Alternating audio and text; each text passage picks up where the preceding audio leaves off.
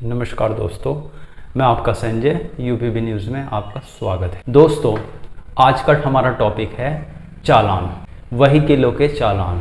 देखिए, किसी भी राज्य में आप चले जाएं, जनपद में चले जाएं, गांव स्तर पर चले जाएं, पुलिस हमारे चालान को काटती है क्योंकि हम लोग यातायात के नियमों का पालन नहीं करते ठीक से, इसलिए हमारे चालान कटते हैं। आपसे अनुरोध है हमारा कि हम यातायात के नियमों का पालन करें। यातायात के नियमों का पालन होगा तो नेचुरल सी बात है कि दुर्घटनाएं कम होंगी। अब मैं मेन विषय पे आपके आता हूं कि चालान जो पुलिस हमारे काटती है, हमें उसमें एक संशोधन होना चाहिए। अगर आपको मेरी बात सही लगती है तो आप कमेंट बॉक्स में लिख सकते हैं सही, और गलत लगती है तो आप उसमें अपना कमेंट दे सकते हैं। ठीक है, वो गलत ये है जो मतलब मैं समझता हूँ।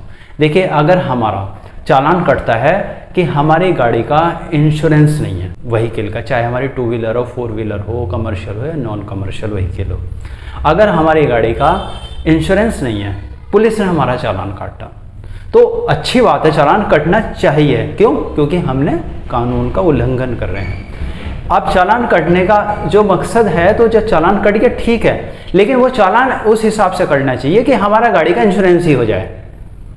सरकार हमारा इंश्योरेंस करके हमारी मेल पे या व्हाट्सएप पे या मैसेज पे जो भी है, वो हमारे ऑल्टरनेट माध्यम हो सकते हैं, हमारा चालान का जो काटा है उसका इंश्योरेंस करके वो हमें भेज दे, और अपने जो उस पर एक्स्ट्रा चार्ज हो 100-200 रुपये जो भी बैठ सकता है एडमिनिस्ट्रेशन चार्जेस के रूप में, वो ले ले।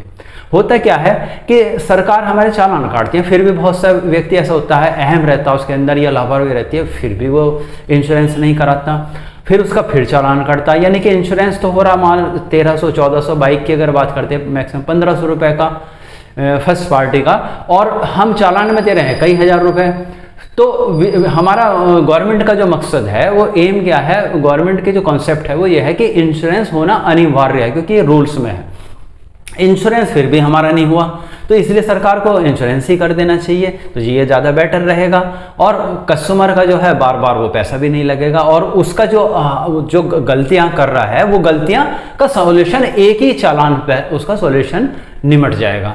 अब इससे क्या होता है कि मोस्टली होता क्या है कि अगर इसका हम दूसरे रूप से समझें कि हमारे जो राज्य स्तर की जो सरकारें हैं, वो चालान बार बार काटती रहती हैं, लेकिन उस जो मेन प्रॉब्लम है उसको सॉल्यूशन उसका नहीं करती। तो इससे क्या प्रतीत होता है, अगर हम अप्रत्यक्ष रूप से इस बात को समझते हैं कि सरकार अपना कोष भर रही है, ये तो कोष वाली भरने की बात हो गई, क्योंकि चालान तो कट रहे हैं लेकिन इंश्योरेंस तो फिर भी नहीं हुआ।